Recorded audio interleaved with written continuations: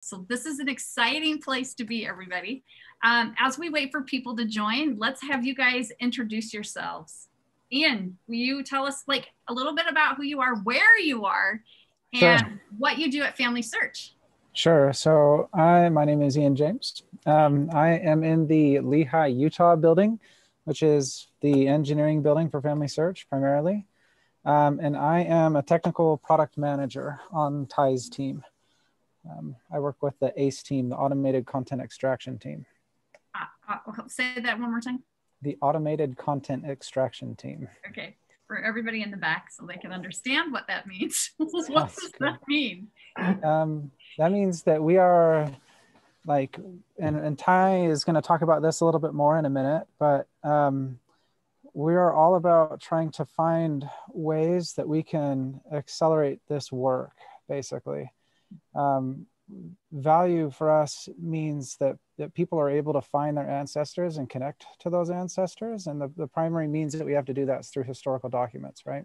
Mm-hmm. And so we're basically exploring every avenue that we can in order to help people be able to find their ancestors in those documents as soon as possible. Okay, and we are going to dive into a lot of the work that you've been up to. So, Ian, tell us about your family, and then we'll go to Ty. My family is awesome. Met my wife swing dancing. You did?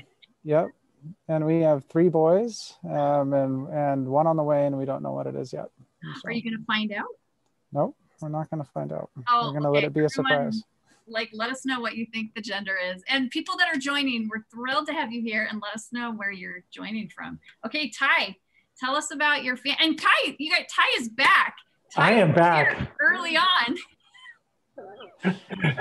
Yeah, thanks, Wendy, for having me come back on, I think, if you know what I mean. Yes, no, it's a thrill. It's a thrill. Okay, good. So, yeah, tell us about you. So I am the director of product management for records, which means I'm in charge of all the technology from capturing records in the field through publishing them online is what I do for Family Search.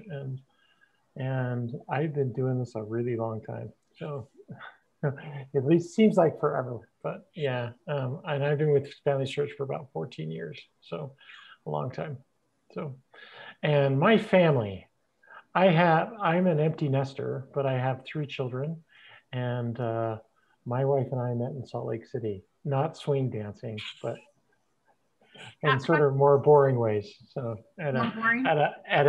about this time of year, actually, we met for the first time during a Halloween party in Salt Lake City. Okay, this is exciting. And a year later, we were married. So there you go. Oh, wow, this is a good time of year. It is a good time of year. Especially to get to know people. Especially during 2020, right? Exactly right. And Ian's one of the lucky people. He gets to be in the office. I get to be in my home, which, so now you get to see him in the background of my home. I think last time you got to see the background of my steps, which because you were under construction. Yeah, we were all under construction. That's what makes this work, I think. And people who are watching, you're watching from your houses. Let us know, where you are and if you're in similar situations. Today is exciting though, because like we kind of mentioned, this is information and updates that we haven't really talked about yet. So we're going to talk about some new technologies and we're going to take questions. But really, let's talk a little bit about Explore Records before we get into computer-assisted indexing. So help us kind of understand what that is. Ty, so let me talk. Last time we chatted, Wendy, remember we talked about my brother that had passed away, and we found him in images and the importance of sort of what images are about, right? Because and we sort of traced his life through the images that we had through a product called Explore Images. And Explore Images is a fantastic product. And we have about 4.2 billion images on Explore Images from all over the globe, like from everywhere, pretty much every country in the world. And the value of those is although they're unindexed, you can still find your ancestors through sort of navigating through those images, very much like you would navigate through images on like Google Images or one of those other products, your search engine products, right? but and it's a great experience. But the problem is that you have to search it sort of differently than you do in our historical record search, right? And everybody has been participating in indexing, and it's been great. But I told you we have about 4.2 billion images on Family Search right now, which is huge, but only about 500 million of them have been indexed. What percentage is that? Can someone do mental math? It's like 500 million of them have been indexed. Okay. So less than what, a fourth of them have been indexed? Oh my goodness. So this is a lot of data that people... A lot of stuff that people just don't have.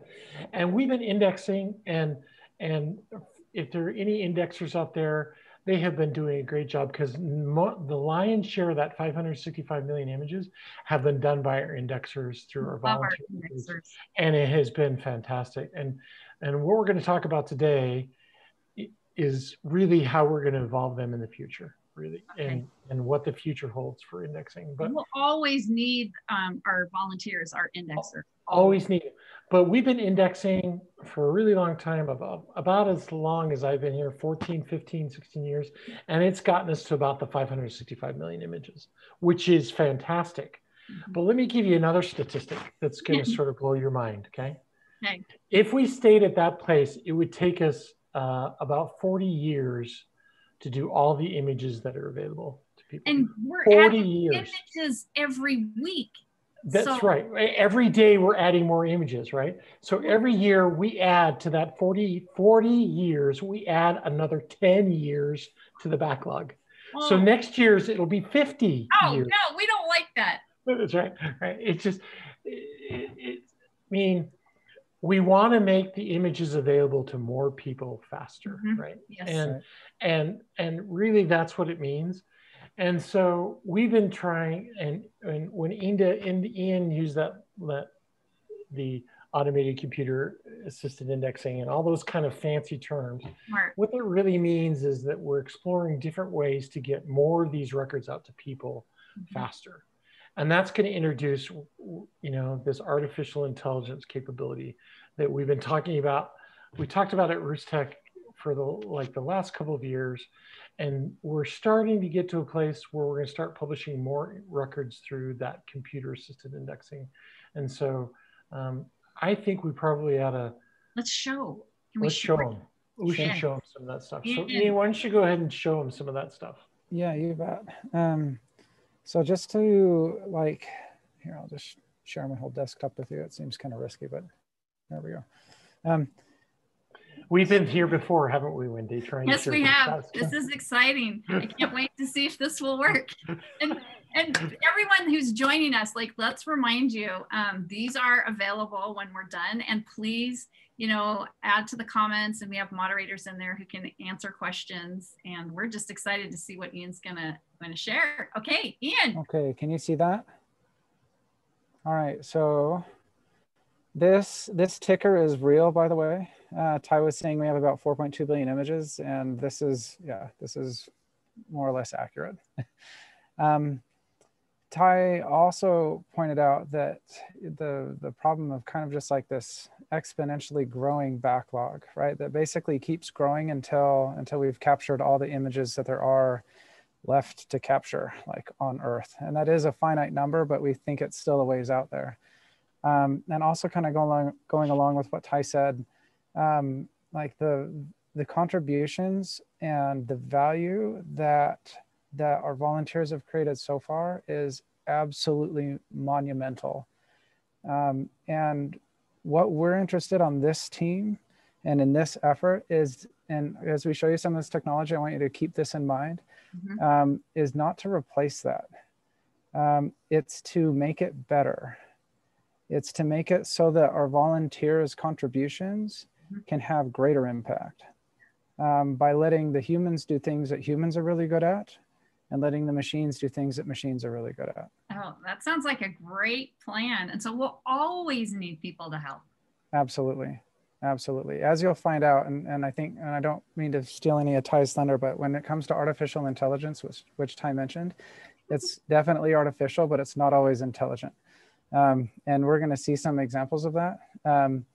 And so, but again, like we want, you know, for any hour that somebody were to come and volunteer and help at Family Search, we want to absolutely make the most out of that hour.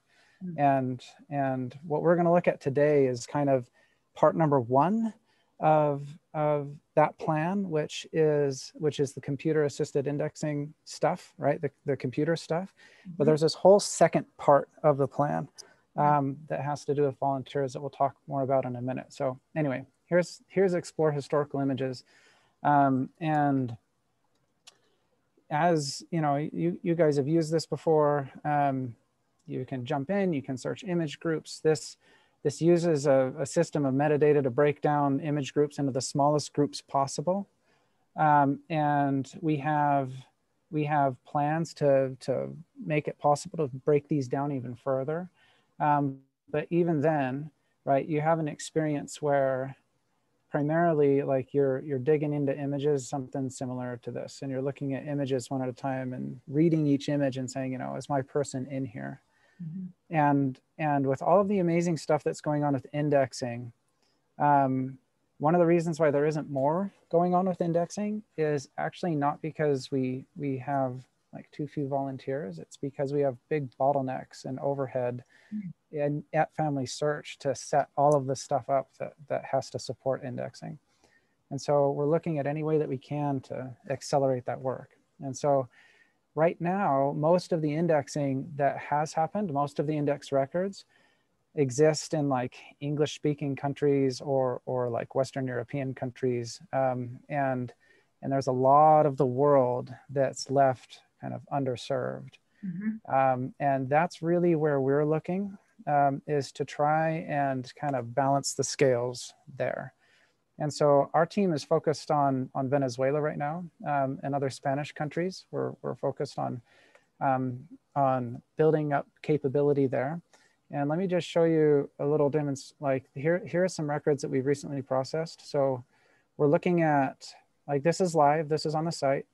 And I just pulled this up so that you wouldn't have to see me go through everything, but this is looking at an image like through the normal record search way if you were to go searching for records.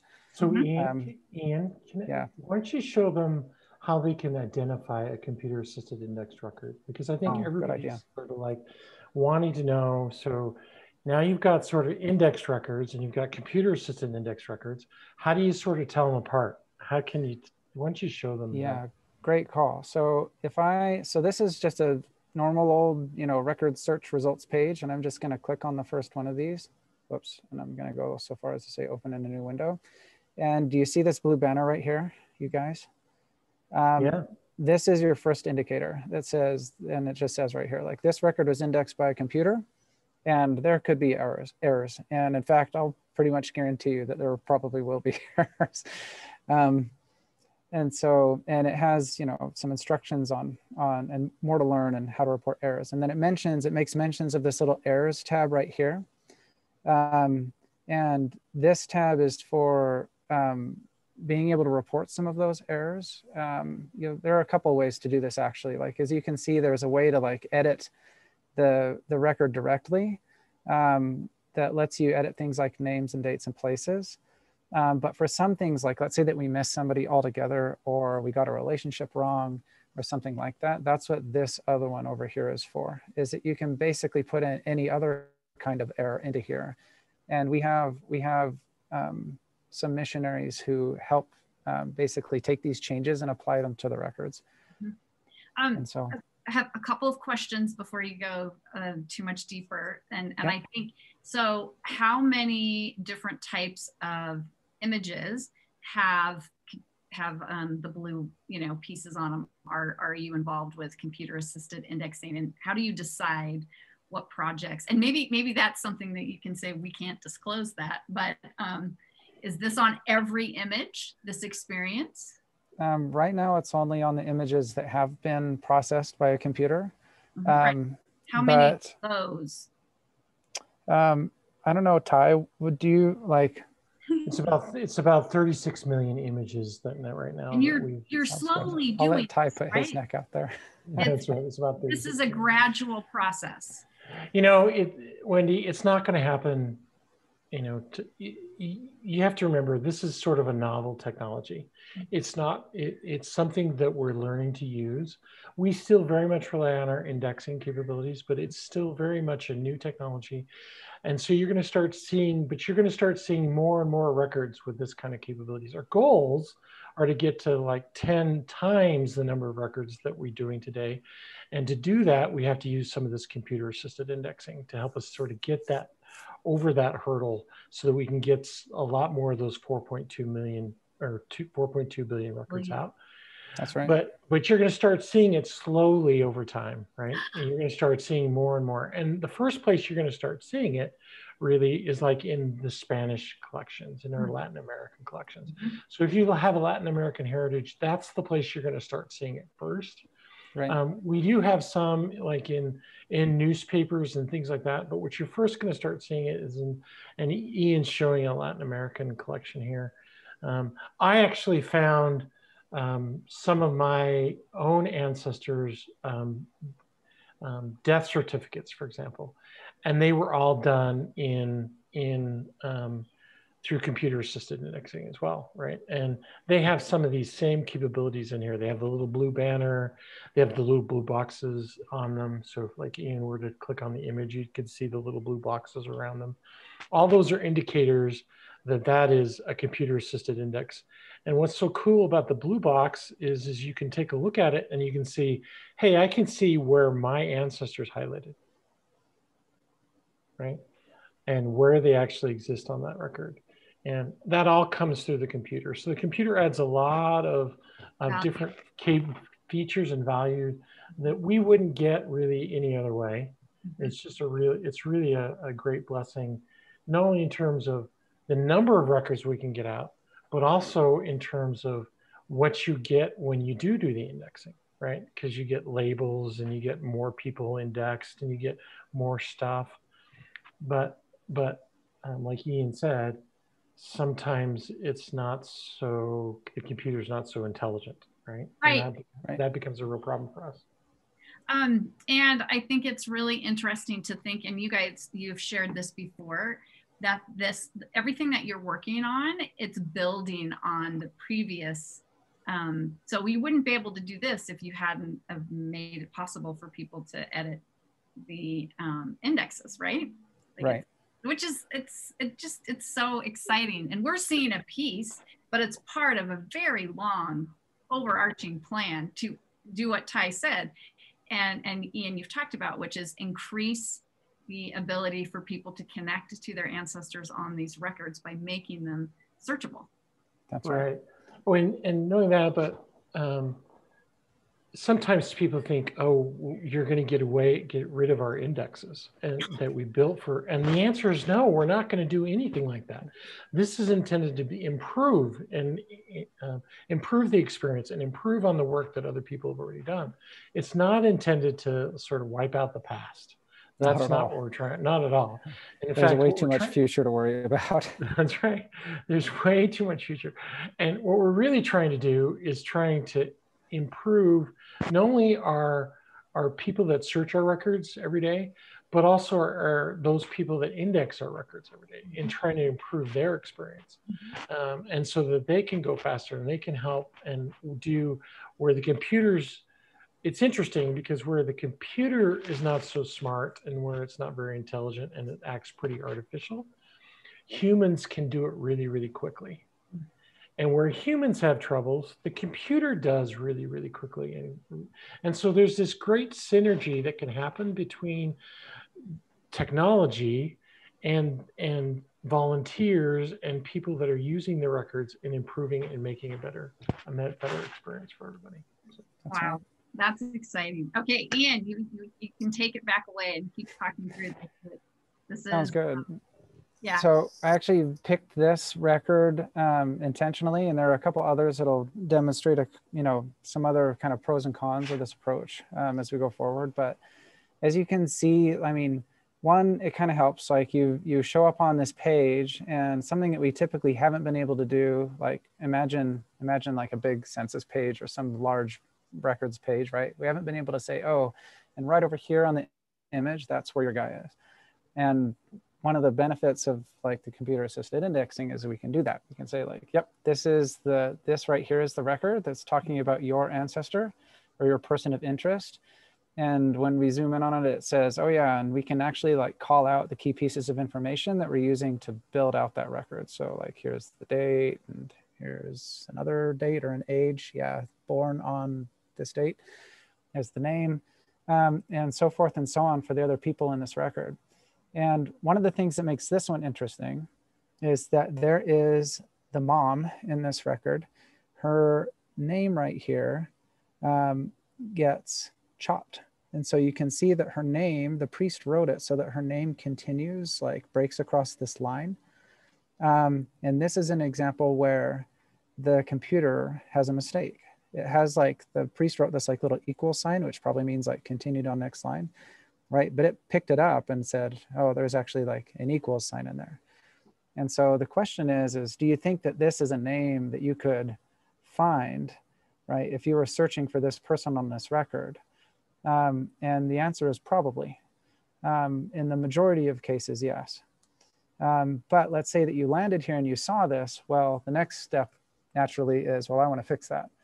And so part of what we're doing, that's the other half that I mentioned earlier that complements all this computer stuff, is much more robust tools that let our patrons get involved in improving the records that they care about. And we want all that side of the equation. We refer to that affectionately as the curation model. Curation model. Yeah, and a key element of that, kind of a tenet of the whole idea, is that it's affinity driven, meaning that like basically you go after things that you're interested in and you work on them, and you've got free reign to take it as far as you want to take it and make it as perfect as you want to make it. And so we know that our patrons are much, much better at caring for and policing the quality of their records than we are, and that they have many, many more eyes than we do. And so we, by all means, want to empower them in that regard to do that. And so that's part of that other half. This is coming first because we need the data first. We need the data first in order to inform like how those fix-it tools need to work. And so the data is coming out first, but right on its heels are the tools to fix everything. And so, Ian, why don't you go fix a name so that show us what that sure, looks. yeah. Should we just go fix this one? Let's just go fix this one. Because I think everybody would love to see how we actually fix. If they haven't like fixed a record yet, I think this would be a good time for them to see how that works. Yes. Yeah. And while you're doing that, over to the details page. Erin is saying that on an obituary in her family, Crescent City Theater was listed as a person, but the family member actually worked there. And so it's interesting to see, and it's so important, like you said, computer assisted indexing can speed things up, but we still need our human volunteers, indexers, to make sure it's accurate. And there are errors. That other people are commenting that they found errors. There are. Yep. And one of the best parts about computer assisted indexing that Ian sort of highlighted was that you'll be able to work on records that are meaningful to you, right? Yes. So we talked about this last time one day I was on, but that sometimes when you find your ancestor, that's your record, that's your family record, and this gives you the ability to make sure that you have that you can work on your family records and your family and from your homeland, so that as you go find those little villages, you can go make sure that they're all perfect and they're for your own family, which is, in my opinion, one of the great things that computer assisted indexing gives us is that ability. So go ahead, Ian, why don't you go ahead and edit? Sure. So I'll go in here and edit this. And again, like if you haven't used this before, this is like one of the abilities that we have right now that's live on the site to come in and edit names. So we'll fix this. Oops. Did it move my cursor for me? I'll make sure that's right. So Francisca, yep. Okay, reason we made this edit, say it was indexed incorrectly, save. Cool. Ta-da. See, now it's already saved and it's searchable and everything else right on Family Search immediately. And Now, it's that easy. something, it's that easy. And something that a lot of people have brought up is they're like, well, like, you know, obviously this is something that needs to be fixed, right? But let's say that, you know, my uncle went by Jim his entire life and somebody came in and changed it to James. And I was like, no, like it's, you know, yeah. And we got into like an edit war over what value is the right value. Well, this also kind of makes that moot because both of these are searchable. Like it doesn't replace one with the other. It just adds alternative values and they'll all bring up the search. So this is really beautiful for indexers because like we said before, we're never going to replace what our indexers have done, we don't want to replace what our indexers done, and you know, but sometimes even our indexers may make mistakes, not just the computer, but sometimes our indexers. But we always save everything that was put in so that you can find it again, you can go back to it again, exactly the way you see it. The other thing, Wendy, is you need to remember that now this sort of changes things because as we release more of these collections, they're constantly being improved. So just because you couldn't find a name one day in a collection doesn't mean that they won't get improved the next day and you'll be able to find your ancestor in them. So they're constantly improving all the time. And that's sort of an important concept because if you thought your ancestor was supposed to be there, well, they may have been, they just need a volunteer to go clean it up and improve it, right? And so that's going to there's going to be sort of this constant improvement of records over time, and getting them improved is sort of one of the things that we're going to use our volunteers and our people searching to help us do all that. So, yep. So one of the questions we have is, you know, when you're indexing, you can sign out a batch and you can do things like that. Is this more of an you know, an experience where, oh, you're in a set that has something you're looking for and then you fix it, or do people do this in batches as well? I'll let Ty give the full story on this one, but I think that the intent is to kind of allow either. Like obviously, like the example that we just gave is kind of more along the first lines where it's like we were looking for somebody, we noticed an error, and we fixed it right then, right? Mm-hmm. We kind of refer to that activity internally here at Family Search as participation, like that somebody's become a participant. They've actually engaged and added something, mm-hmm. like while they were on the way to do something else. On the other hand, right, we also have a lot of great people who come and volunteer, and they're interested in doing like a lot of, you know, doing more, right, and having just lots of things that they can go work on, and that is definitely going to be part of this as well. But those parts aren't fully developed yet. Those parts are still coming. One of the nice things, or go ahead. Sorry, no, go ahead. I'm sorry for interrupting you. Go ahead. One of the nice things about the computer-assisted indexing is that the computer can also tell us how good it thinks that record was. And we can basically put flags on ones that are of questionable quality and send volunteers straight to those. So that, again, back to the point of, you know, maximizing the impact that somebody has on the site. So I want to address this question about batches and that sort of thing. What you should think about this, from my perspective, and Wendy, is that we're going to try to be as flexible to meet the needs of the users as possible. Mm. Like we don't want to be able to say to somebody, you have to do 10 images. Mm. If you want to do one, great. If you want to do 100, great. What is it that you want to do? And a part of the computer assisted indexing really helps. But the change really is not, you know, how you want to work. The change is how quickly it gets published and how quickly it's available to the public and to the people. It's immediately available. That's going to be the difference, right? Instead of it being indexed and us waiting for sometimes years for that to get what you index to be out on the website.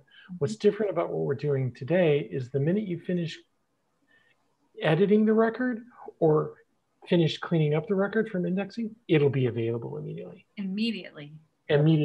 Yeah, right. This changes live right now. And so that immediacy is what's so exciting, that the automation provides to us. The computer side indexing is that immediacy that we've just never had before, both in terms of improving records and then also in indexing records. So.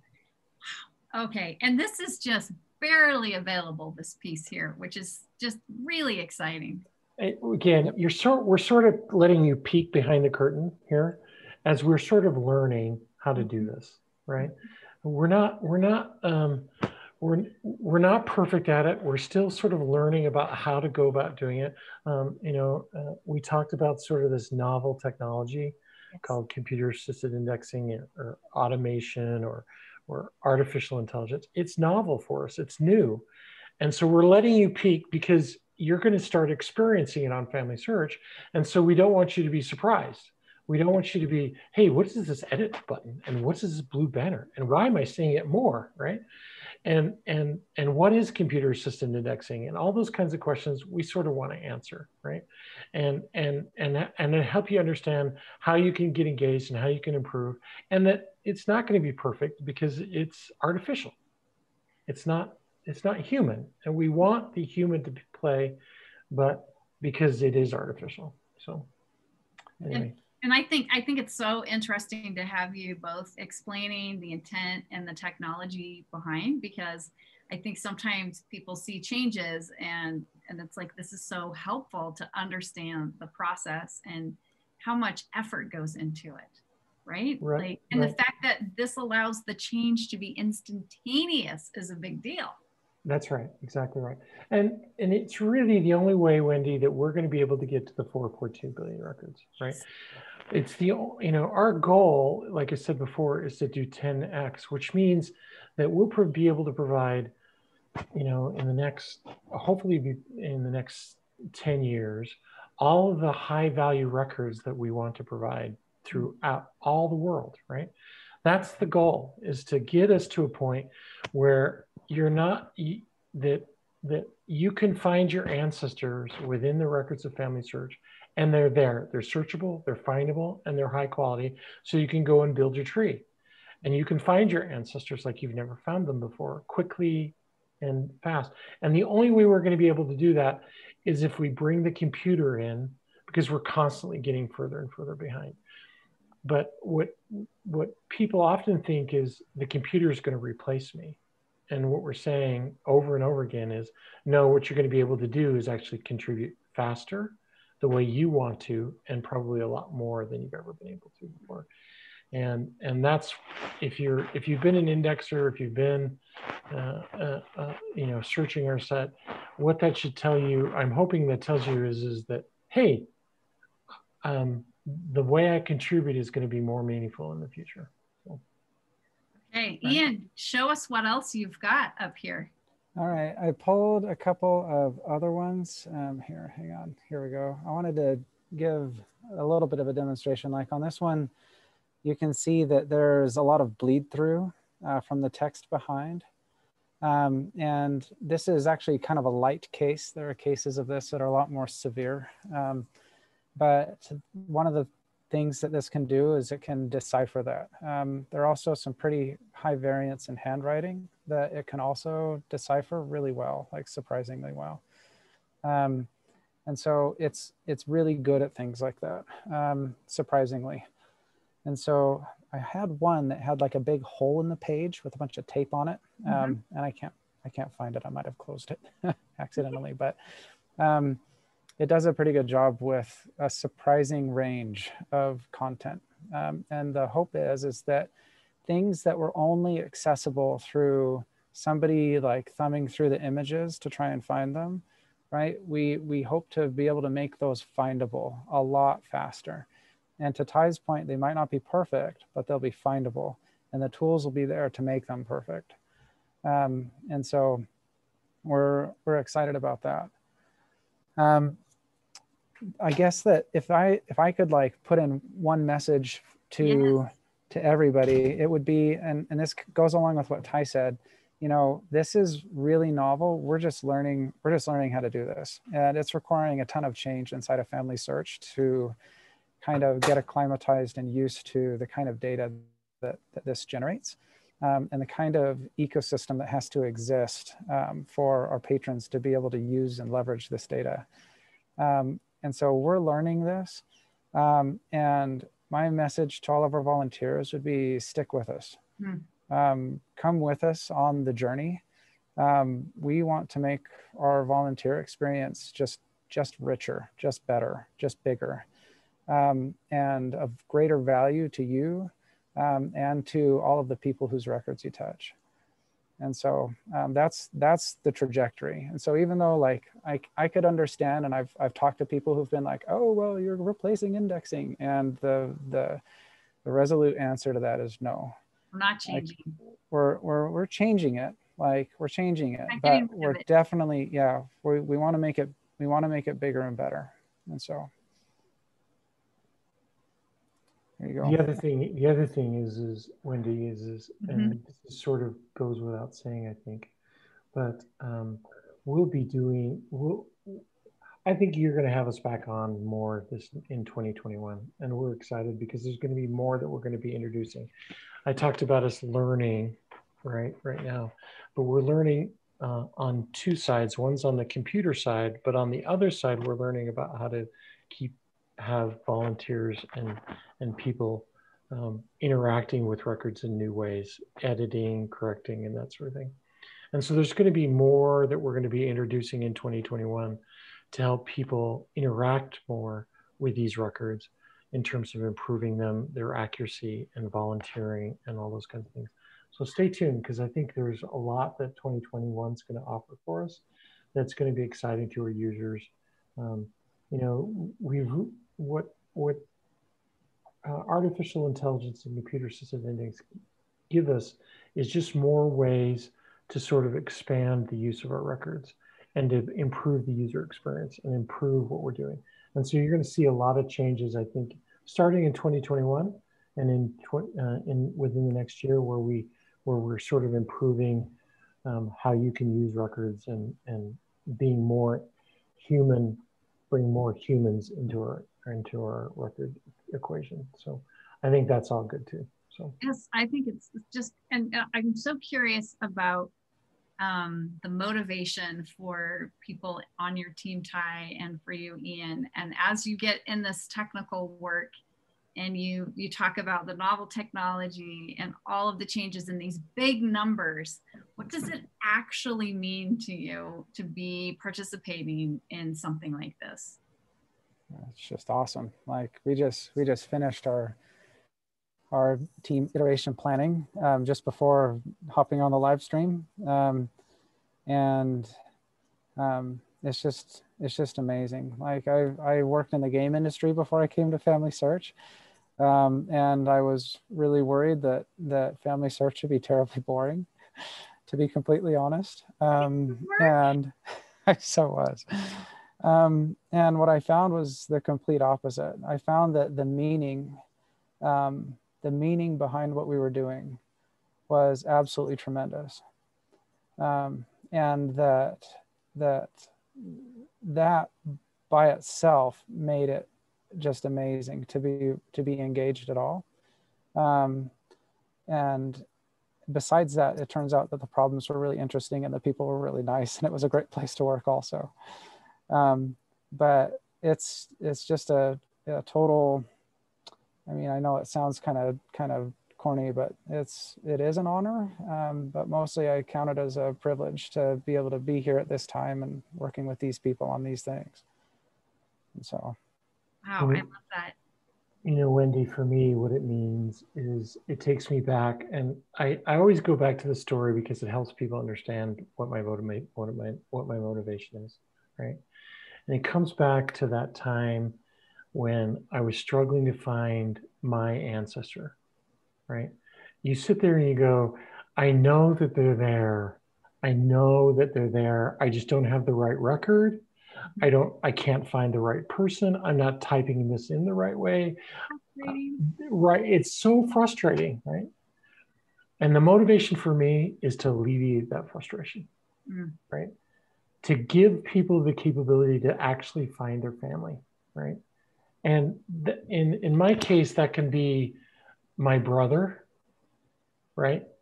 It can be, and it can be somebody that I'm searching back in the 1700s, right? Mm-hmm. They're still my family, right? And the frustration always comes, you know, I just can't find the record set that I need to find them in.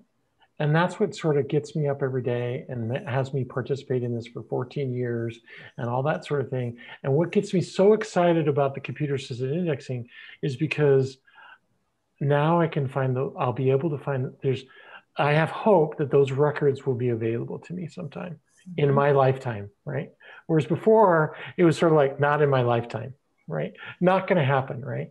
But now I'm sitting going, there is hope that the records that I need will be available to me in my lifetime. And that doesn't mean just for people in North America. It means all around the globe. Yeah. And that's what gets me excited about what we're doing. And and you know, the pressures and the difficulties and the hard parts are all worth it if we can make that experience good for our patrons. And we get feedback all the time, Wendy, and it's fantastic. I love the feedback. Yes, just like you do. We get feedback all the time about how great it is that the records are available, that we make them free, that they're available to everybody. And you know, that's what's so great about working for Family Search, and everything that we do is, you know, is getting that feedback that tells us, yeah, I did find my family, I did find my ancestor. So. And we have so many people who are commenting on how much they love indexing, and Nelson is saying working on family history is so much more rewarding than gaming, but gaming is a lot of fun. So yes. Yep. And then the question, we've had a couple of questions, and people are asking about Roots Tech. And we want to remind everyone, and thanks for Chris for posting this, Roots Tech 2021 is virtual and free. So please join. And will you be talking, either of you, about these changes that, you know, that have happened, but things that are also happening? Can you tell us? They want to know what's going to be talked about. So Roots Tech, I'm not exactly sure what we're going to talk about Roots Tech too. You don't know. I don't know everything. Because I don't know everything we're going to do next year. We're just sort of trying to figure that out as we go. Like I said, we're trying to learn as we go. But we will be talking about all this stuff at Roots Tech. We'll be talking about records just like we did last time. We'll be talking, it'll be Ian or me or John or somebody will be talking, I'm pretty sure, about records and what's coming in the future. You know, I have lots of product managers that work for me, in terms of Jason Pearson that you guys all know about, John Alexander, John Huff, all those guys that are really great at delivering great products for us to use. I'm sure they'll all be participating at Roots Tech. So. Family Search, come to Roots Tech, because you will learn about this and all sorts of other changes. And we had someone asking a question about this computer assisted indexing, and they wanted to know, does that work with, like, when it comes to memories or artifacts, documents? Will the same technology ever be a part of being able to read and digitize stories? That's a really good question. That's a really, really good question. And the answer is, I don't know, but I think so, right? Okay. I think that's just a natural extension of what we want to do. You know, our biggest problem is making sure people can find the records. That's our biggest problem. But so many of those documents, though, are also available through OCR technology already that's available to them. Say what OCR is. Optical character recognition. That's one of those artificial intelligent words that's sort of an acronym that doesn't make any sense. But you know, what's unique about what we're doing here is it's actually reading handwriting from old documents. So we'll be able to read Gothic German, right? We'll be able to read all those things, and OCR doesn't do that very well. And so that's what's a little novel about this technology is now. We do have a lot of journals and things from people that are all handwritten. A digital library. Right, and all that stuff. And I imagine that over time we'll get to all those documents, and we're going to provide more of those capabilities to you as indexers. It's just going to take time. Mm-hmm. And the priority for your team is, as you call them, I think you said high quality records. That's right. Yeah. Delivering high quality records to people. All over the world, which is That's just, right. And guys, how many languages are we in now? Have we released all these languages that we've been talking about this whole year? Are we at 40 or 30? Do you know? I don't know off the top of my head. Ian, do you know off the top of your head right now how many languages we're actually in? Not right off the top of my head. John Alexander would be able to tell us, so. Yeah. I can text him real quick. Probably one of our moderators will be able to tell, but I think it's 22 actually. Right now. I think it's 50. No, I don't know. No, all I did was go out the website and count. So, but we're adding more languages all the time. All the time. I think it's so exciting to think about the impact that the work that you do has on people all over the world. So we have a couple more questions, and I think we have time for like one or two more. But one person is asking, they're asking about specific record sets. So if people in the comments have questions about specific record sets and things that aren't working for them, what would you recommend they do? Who do they reach out to? What's the process for that? And if they're interested in records from a certain area, how do you communicate with these requests? So one of the things I would suggest is that we have a customer service line, that they can call and sort of log in. They can send feedback to us through our feedback channels on our website. I would suggest you do all that. That stuff is taken very seriously. It may not seem that way, but it really is. When you get engaged in our, contact us on the family search, there's like a little email message you can send us, and all that stuff is actually taken into, we weigh that in terms of which records we're going to do, and all that feedback gets put in. So that's the best way to sort of add that record kind of information if you want to say, hey, can you do more records from this particular area? So, okay. Okay, that's awesome. And by the way, I'm hoping hopefully at RootSec we have more good information about that sort of thing. So. Yes. Oh, is there anything that you can, we got, like you said, you peeled the curtain back for us. Is there anything else you want to sneak and just give us a glimpse of anything? No, we've opened the curtain way too far. It's enough. It's enough. Right. The truth of the matter is if I opened it up anymore, I would be lying. So I don't want to. Okay. We don't want that. We don't want that. And thank you to everyone. Oh, Erin, Erin has a question that I can answer. She wants to know, how does she get to work for Family Search? Because you guys make it seem so amazing and awesome with the inspiring. That's awesome. So Erin, I'll make sure one of the moderators points you in the direction of employment with Family Search. It's a pleasure to be able to be involved with people like Ian and Ty and everyone who's been watching, as we all kind of come together and realize not only how important our family is, but how we can help other people connect with their family, which is why I think indexers and our volunteers are so inspiring to us, because they do things on their own. And Yep. People have been commenting how important indexing is. And we just want to say thank you to everyone. And you guys, you get the final word. So what last message would you like to leave to those who are participating? I'll go to Ian first, and then Ty. Just thank you. Thanks for being amazing. As was mentioned, like there's so many messages and offerings in the world today, right? That I feel like an immediate kinship to people who resonate with like all the virtues of family history and all the strength that comes to individuals when they connect and they get that feeling of connection to their family.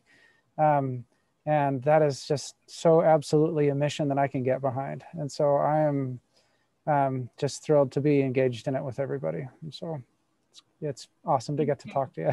I love how you said that you have a shared kinship with other people doing the same thing, no matter where they are or where they live or where they've grown up or what their family's like. We come together in this effort. Yep, we are all in this together. Yes, we are. Okay, Ty, what do you have to say as we wrap up? I'm going to just echo what Ian said, which is thank you, right? Thank you to those people that sort of get on our website and do what they do. We hope that we're providing you the experience that you want to provide, that you need, so that you can find your family. But also thank a special shout out and thanks to our indexers who meant so much to us over the years. This work doesn't happen without a lot of volunteers sort of participating in this work. So all those of you that have volunteered, thank you very much, and come help us some more. That's all I can say. Because we need you. Yeah. I didn't want to use that euphemism, but yeah, that's what I'm saying. Yeah. But really, come with us. Like the road ahead looks pretty awesome. That's right. And they've been with us for so long. It's just, just stay with us. It's exciting. And like you said, you want to 10 times the effort with these releases, and I'm here for it. I think you guys are awesome. Thank you. And thank you so much to everyone who participated, our moderators, and those that were commenting. We will be here next week, and make sure and sign up for Roots Tech. It's free, it's virtual. You can hang out with people like Ian and Ty and learn all the things. So thank you, everybody.